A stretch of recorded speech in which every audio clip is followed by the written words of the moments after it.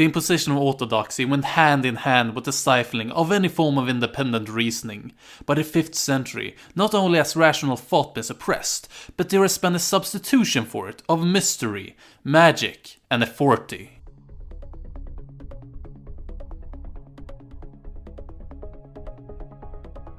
One common conception in today's society is that early Christianity, with its dogmatism and hostile attitude towards natural philosophy, led to the destruction of the scientific and philosophical achievements of the ancient world and plunged Europe into the Dark Ages. In his book History of Conflict Between Religion and Science, the 19th century historian John William Draper writes the following.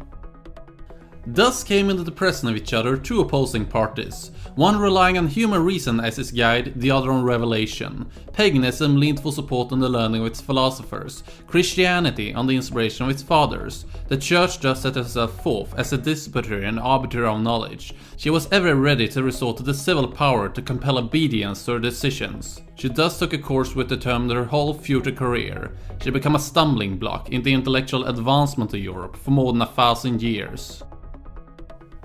This idea of the early Christians as the enemy of Greek science and philosophy has been propagated by Draper and others like him for many years, and is today widely assumed to be true in popular culture.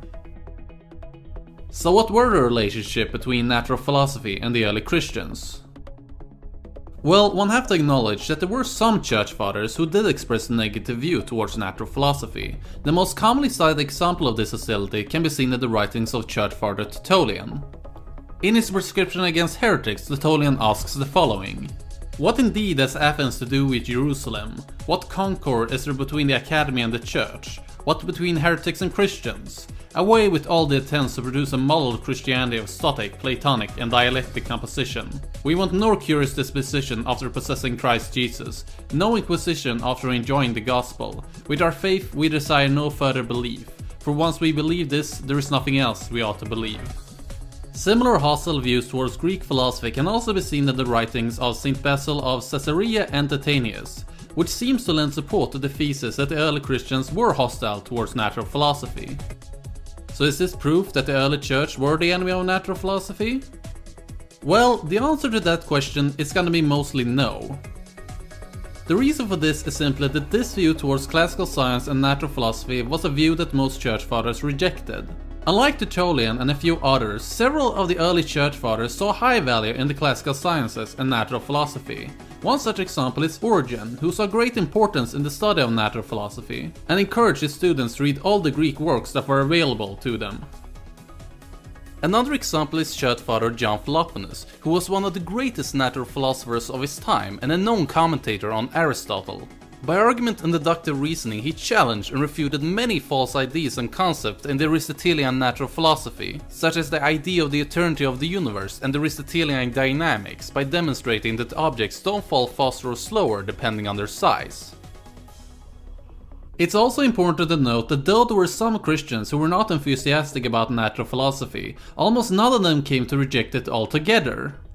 Take Tertullian for example. From his quote that I presented earlier, it's easy to draw the assumption that Tertullian rejected the study of natural philosophy altogether. However, looking more closely, that is probably not the case. Historian of science James Hannam argues that what Tertullian is doing in this text is not arguing for the rejection of pagan learning, but is contrasting the ethical teachings of Christianity with the Greek philosophical schools of the time. Hannam argues that what Tertullian is doing is making the case that Christianity in many ways is incompatible with the philosophical schools of the time, and that Christian doctrine should not be modeled in an attempt to make it fit an already pre-existing philosophical system. If that's the case, then he certainly has a point, since most schools of Greek philosophy at the time were incompatible with Christianity. Going beyond the rhetoric, this view is reinforced when one looks at how Tertullian handled the study of natural philosophy in practice. It's important to remember that like many other church fathers, Tertullian had a wealthy background and was himself educated in philosophy. Historians have also noted that Tertullian several times engaged in debates and commented on philosophical works, where he gave arguments that were drawn from the already pre-existing pool of knowledge in natural philosophy. The same can be said for St. Basil of Caesarea. It's true that St. Basil did make statements that can be interpreted as hostile towards natural philosophy. However, as with Tertullian, St. Basil came from a wealthy background and had himself been educated in philosophy. Like Tertullian, he several times used arguments that draw knowledge from natural philosophy. This can especially be seen in his commentary on the story of creation, where he displays considerable knowledge in Greek cosmology and natural philosophy, when he's defending his interpretation of the first chapters of Genesis. From this, it's not unreasonable to assume that Tertullian and other church fathers who appear hostile to natural philosophy only were opposed to certain aspects of the classical tradition, and not natural philosophy altogether. Now, the view towards ancient science and philosophy that will become dominant among the early Christians was the view of natural philosophy as the handmaiden of theology. This view implies that natural philosophy would serve in a secondary role in supporting and understanding theology.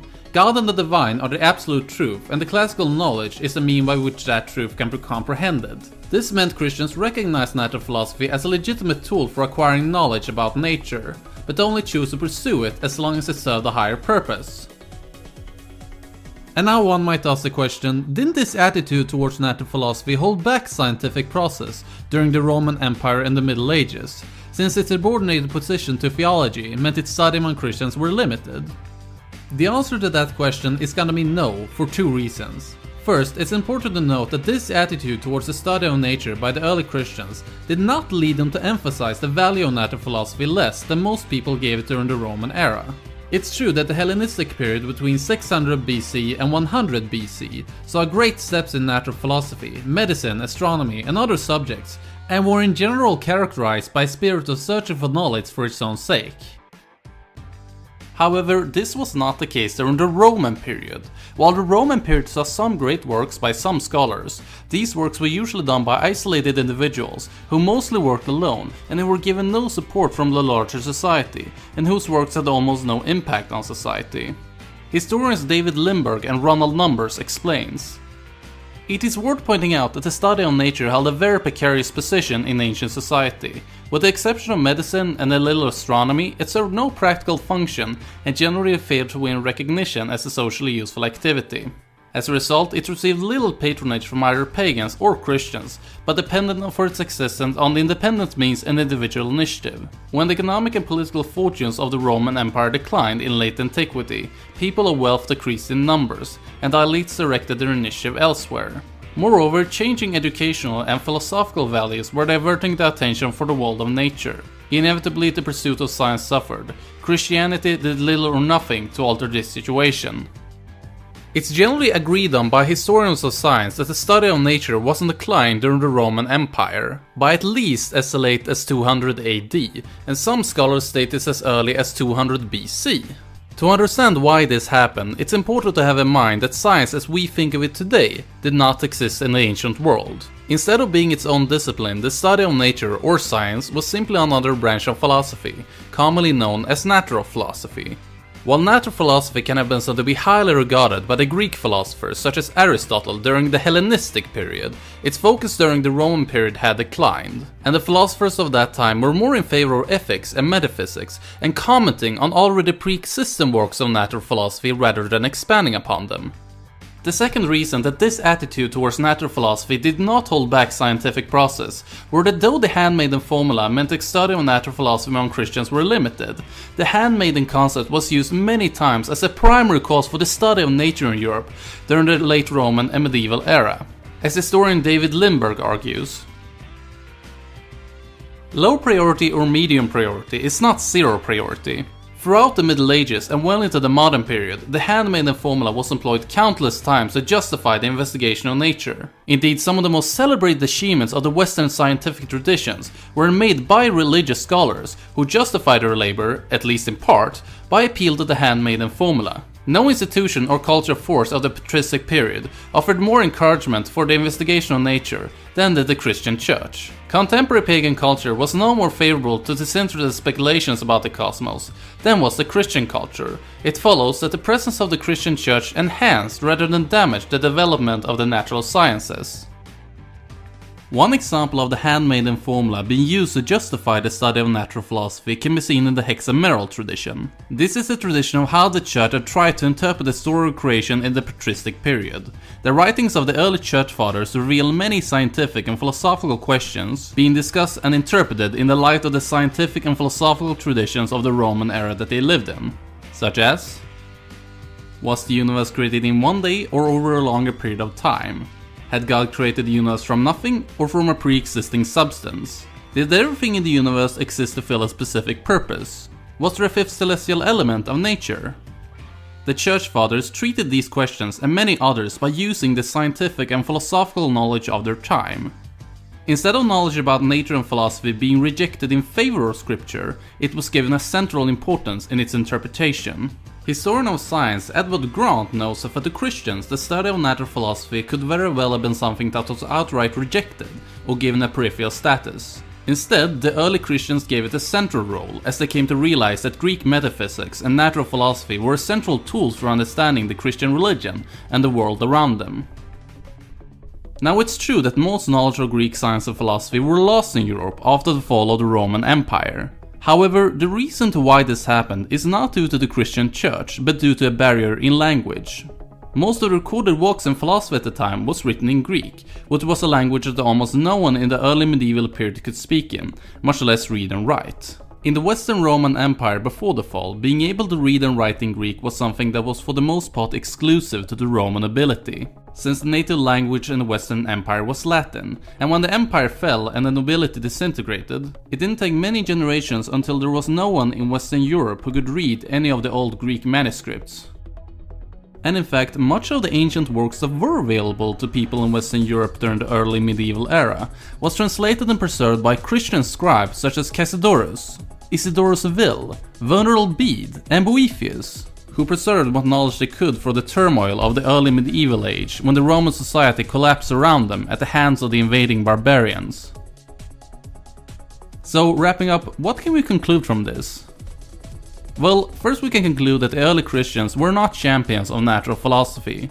They saw natural philosophy as something that should be studied, but not pursued for its own sake. However, we can also conclude that the early Christians did not destroy or hold back the study of natural philosophy, and in fact, several arguments can be given that the Christian church in many ways played a positive role in the advancement of natural philosophy, which is why the thesis that the early Christians destroyed the works of ancient science is widely rejected by many of today's leading scholars in the history of science.